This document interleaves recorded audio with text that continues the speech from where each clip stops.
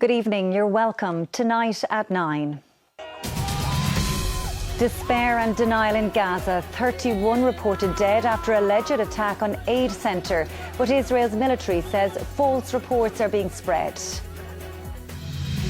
One man has died and a child is injured during a shooting incident in County Carlow. Ukraine says it has destroyed 41 Russian bomber planes. The major attack comes ahead of planned peace talks tomorrow. And in sport, Armagh's luck continues as the All-Ireland champions defeat Dublin to secure a place in this year's football quarter-finals.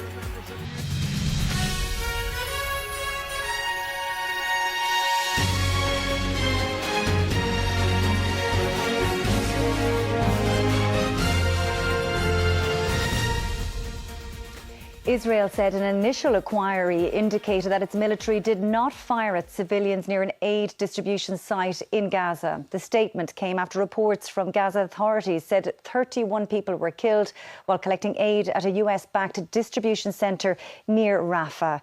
More Israeli airstrikes were reported in other parts of the enclave throughout today as peace efforts stall.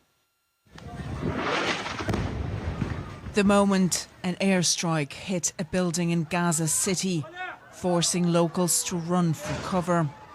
Some later rushed to the scene to help those trapped in the rubble. Earlier today, local health authorities reported another attack near the aid distribution centre in Rafah in southern Gaza, saying at least 31 people were killed due to alleged Israeli drone and tank fire. Bodies of the deceased were brought to Nasser Hospital in nearby Han Yunis. My brother-in-law went to get food for his children who were dying of hunger, and he died himself. While medics inside were treating scores of injured. These are all gunshot wounds, and as you can see behind me, we've got all the bays are full and they're all gunshot wounds. It's absolute carnage here. Israel said the IDF did not fire at civilians while they were near the aid distribution site and called the reports false. I urge you not to believe every rumor spread by Hamas. We will investigate each and one of those incidents and each and one of those allegations. The Gaza Humanitarian Foundation, responsible for aid distribution in the enclave, also denied anyone had been killed or injured near their site. After the efforts to broker a ceasefire deal collapsed yesterday, Hamas said tonight it is ready to immediately start a round of indirect negotiations, with mediators Egypt and Qatar confirming that work towards securing peace and the release of all hostages is ongoing. Tanya Royd, RT News. Gardaí are investigating a shooting incident in County Carlow this evening, during which one man died and a child was injured. Our reporter Jackie Fox is in Carlow tonight for us. So Jackie, can you bring us up to date with the latest on this incident? Well, Karen, details are unclear, but it appears that a man fired shots in the Tesco supermarket in the Fair Green shopping centre here in Carlow Town just after 6:15 this evening. Now, the man was fatally wounded and the gunshot wounds that he sustained appear to be self-inflicted. Gardaí have identified him as a white Irishman from the area, but he will not be named until all family members are notified. A young girl was also injured. She sustained minor injuries and ambulance personnel checked her over at the scene and she eventually went home with family members. Now, when emergency services arrived at the scene, the area was evacuated. Gardaí sealed it off to carry out security checks in and around the premises. The Army bomb disposal team was also called in as a precaution because Gardaí became concerned that the man could have been carrying an explosive device. So his body remains at the scene this evening and will not be removed until Gardaí declare the area safe. So that area will be sealed off overnight. Now, Gardaí are appealing for witnesses, anybody who was in the area, to contact them, but they are also asking people who may have footage of the incident not to share it online or on social media or through channels like WhatsApp, and instead to pass that footage on to the Gardaí. Karen. Jackie, thank you for all of that from Carlow. Now, the Ukrainian President Volodymyr Zelensky said Russia has suffered very tangible losses after a large drone attack on military air bases. Ukraine's security service said it destroyed more than 40 bomber planes in the operation. The attacks came as 7 people were killed and dozens injured in a bridge collapse in regions neighbouring Ukraine. The incidents occurred on the eve of renewed peace talks in Istanbul. Russian military planes in flames as other aircraft are being struck on the ground in a coordinated drone attack by Ukraine on 5 strategic air bases across Russia. This video footage, obtained by the Reuters news agency, shows the aftermath of an attack at the Belaya airfield in the Irkutsk region of Siberia. Ukrainian security officials say 40 Russian airplanes were hit in what it described as a large-scale special operation believed to be in the planning for the last year and a half. The drones were smuggled in, hidden in the roofs of wooden sheds, which were placed on the back of trucks from where they were launched. The Russian Defence Ministry said while several of its military aircraft caught fire, its air defences repelled the attacks in 3 of the regions, and it said suspects have been arrested. The drone assault came as 2 bridges collapsed in Russian regions bordering Ukraine overnight following explosions. In the Bryansk region, Russian authorities said 7 people were killed and 69 injured when a highway bridge collapsed onto railway tracks, derailing a Moscow-bound train. Hours later, a railway bridge over a highway was blown up in the neighbouring Kursk region, scattering debris from a freight train onto the road below. Russia has blamed sabotage, while Ukraine claimed the incidents were Russian false flag operations designed to manipulate international opinion ahead of fresh peace talks. The Russian delegation for those talks with Ukraine arrived this evening in Istanbul in Turkey, where the negotiations are due to be held tomorrow. The talks are now taking place in the wake of what appears to be one of the most audacious Ukrainian attacks on Russian military assets since the conflict began. For Gal O'Brien, RTE News. In Poland, voting in the second and decisive round of the country's presidential election ended just over an hour ago. 2 exit polls released shortly afterwards show that the centrist candidate, Rafał Trzaskowski, polled on just over 50%, ahead of Conservative candidate Karol Nawrocki on 49%. Well, we're joined now from Eastern Europe by a reporter there who's in Warsaw, Liam Nolan, outside Poland's presidential palace. And Liam, just there in the last hour, those exit polls showing very little to separate those 2 candidates. So is that a case of really saying it's too early to tell who the winner is? I think it is too early, Karen, to tell who the winner is. There's been 2 exit polls released just an hour ago after voting, after polling stations closed across Poland and throughout Poland, Polish consulates throughout the world. The first exit poll was an Ipsos poll, and that showed only 0.6 of a percentage point between the centrist candidate, the mayor of this city, Warsaw, Rafał Trzaskowski, and the Conservative candidate, Karol Nawrocki. The second poll shows an even smaller margin of only 0.3 of a percentage point. It has Mr. Nawrocki on 49.8% and Rafał Trzaskowski, the centrist candidate, on 50.1%. So it is very, very marginal, as the polls had predicted for the past 2 weeks, that these 2 candidates have been neck and neck. Now, as we were setting up here about an hour ago, and when the exit polls were announced, there was a large cheer in this place outside in this area in front of the presidential palace. They were mostly supporters of Rafał Trzaskowski. Now, that may have been a bit too optimistic, because we'll have a full picture of the results in the morning, and with only there's less than a percentage point between the 2 candidates, I don't think we'll have a full picture until probably about 3 or 4 o'clock in the morning.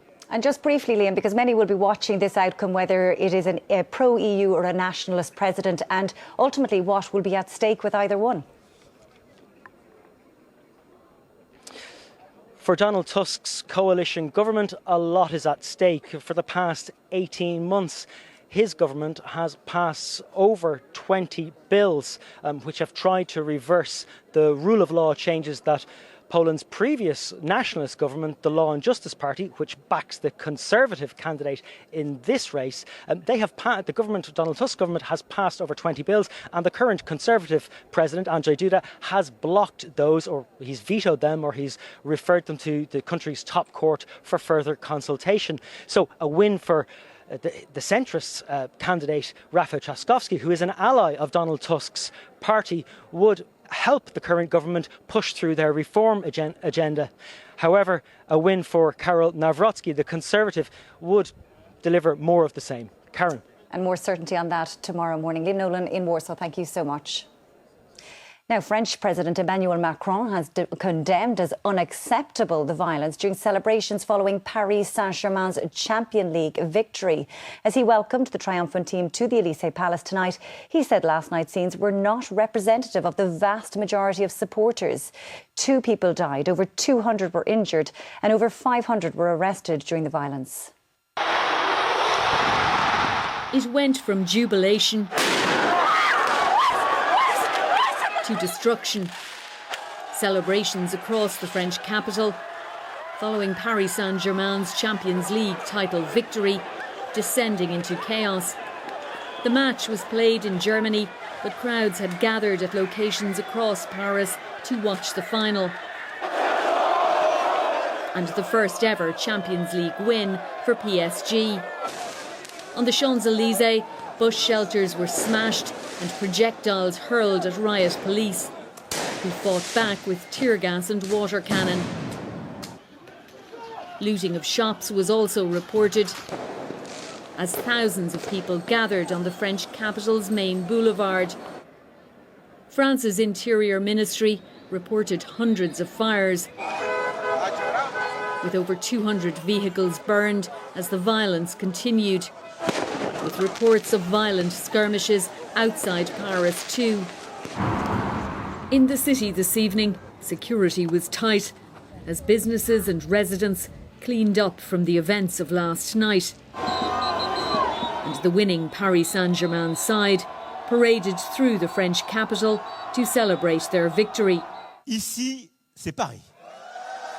Before a reception with the French president at the Élysée Palace.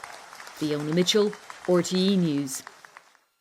The motorcyclist who was injured in the crash that killed Garda Kevin Flatley last month has died in hospital.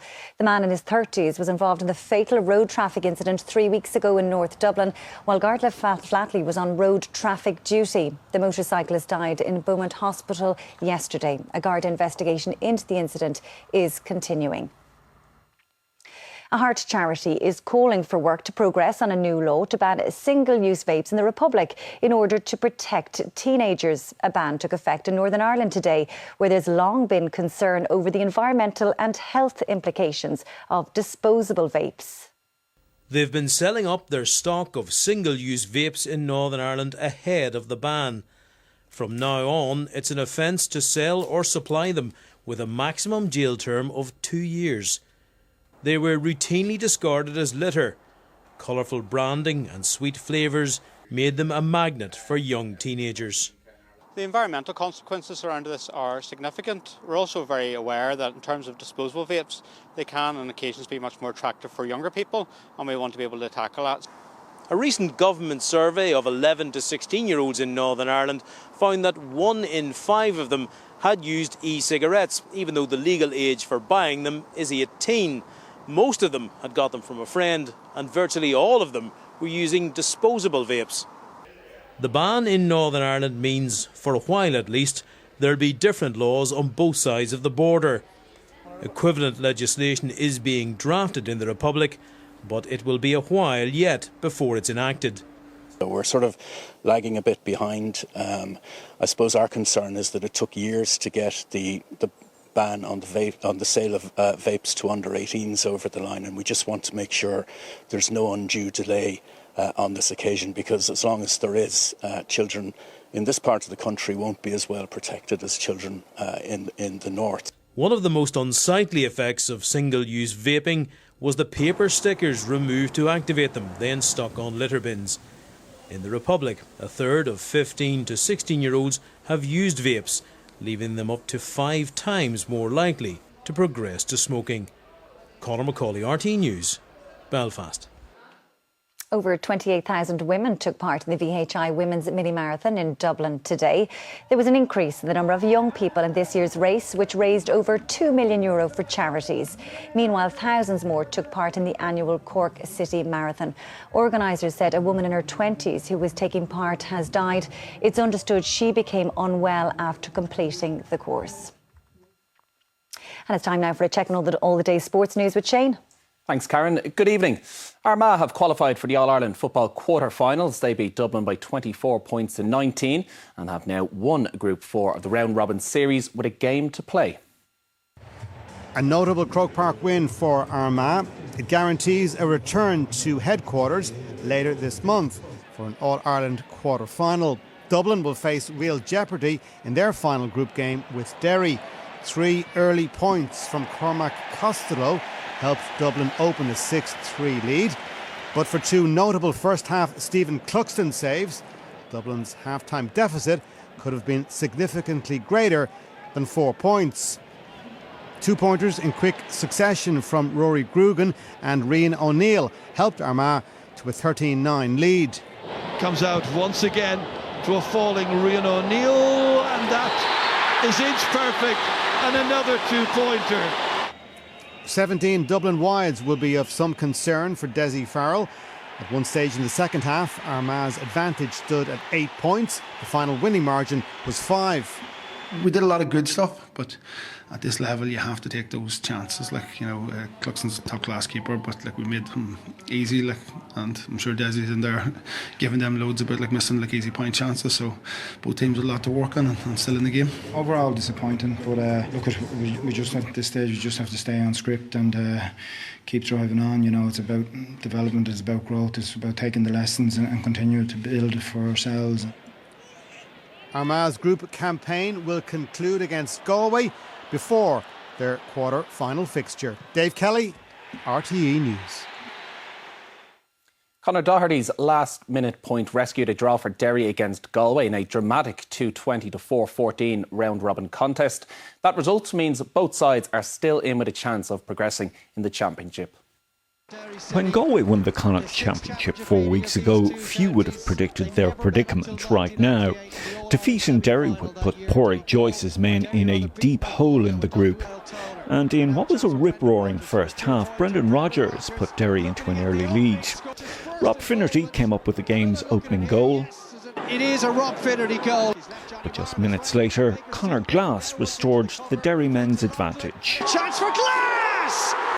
2 2-pointers, Shane McGuigan's included, saw Derry race into a 6-point lead. But 1-3 from Galway, including Shane Walsh's goal, quickly wiped that out. A sequence of 3 Derry points, finishing up with Niall Loughlin's, saw them take a 2-point advantage into the break, Matthew Thompson countering for Galway. The second half took a little while to get back to the pitch of the first, but when it did, it was all Derry. A run of 1-4, Niall Loughlin with their second goal, opening up an 8-point lead. Galway were in desperate need of a response, and it came through Peter Cook with this 2-pointer. And then Matthew Tierney found the back of the net to give them a real chance of turning this around. And with time almost up, Tierney again pounced, and it looked as if they were about to complete a remarkable comeback. But with the last play of the game, Conor Doherty found an equaliser for Derry. Real drama right till the end. Justin Tracy, RTE News. Elsewhere in the championship, there were wins for Donegal and Monaghan. Donegal eased past Cavan 326 to 113 to secure their first round-robin win in a tightly contested Group 1, with all 4 teams level on 2 points now. While Monaghan secured progression from Group 3, a Conor McCarthy goal was key in a strong second half that saw them recover from being 7 points down at half-time to win by 9 points, 125 to 116 in Clonus. Ireland goalkeeper Caoimhín Kelleher's 10-year stay at Liverpool is coming to an end, according to reports. It is reported that Brentford have agreed a deal with Liverpool for an initial fee of £12.5 million. The Corkman looks set to replace Brentford first-choice keeper Mark Flecken, who is close to joining Bayer Leverkusen. Fiona Murtagh secured Ireland's second medal of the European Rowing Championships by taking silver in the single sculls in Plovdiv, Bulgaria. The Galway woman, who won Olympic bronze in Tokyo, was just over 3 seconds behind Britain's Lauren Henry in a time of 7 minutes 21.11 seconds. We've had a few interviews before and we're always like, we come away from events being like our start was always a little bit off the pace, so I've been working hard on that, to be fair, and throughout the regatta I've gained so much confidence, and the single is really like a confidence boat, so I just had to back myself the first 20 strokes and be really confident at the front at the finish. Britain's Simon Yates is the new Giro d'Italia champion. In the closing stage, Yates was, as expected, able to see home his near 4-minute advantage gained yesterday in the final day in the mountains. Today's stage was won by Olaf Koy. This evening's victory in Rome was a second Grand Tour for 32-year-old Yates, 7 years after winning the Vuelta a España. On the PGA Tour, world number 1 Scottie Scheffler is leading the Memorial Tournament in Ohio on 9 under par. The American leads by 2 shots from compatriot Ben Griffin at the turn. It's been a rough final day for Shane Lowry. He's 6 over for the round, 4 over for the tournament with 6 holes to play. He would eventually make a 7 there, the par 4 9th. Alex Dunn continues to lead the Formula 2 Drivers' Championship after today's Spanish Grand Prix feature race. An incident in free practice left Dunn starting from 8th place on the grid. He finished 5th in Barcelona. He is now 3 points clear in the drivers' standings after round 6 of 14. The F1 race was won by Oscar Piastri with McLaren teammate Lando Norris second. Piastri now leads Norris by 10 points in the Drivers' Championship. That's all your sports news. Back to you, Karen. Thanks, Shane. And a look at the main news again tonight. Israel said an initial inquiry indicated that its military did not fire at civilians near an aid distribution site in Gaza. The statement issued this evening comes after reports from Gaza authorities said 31 people were killed while collecting aid at a US-backed distribution facility near Rafah. And that is the 9 o'clock news and sport this Sunday evening. From me and all the team here, good night and take care.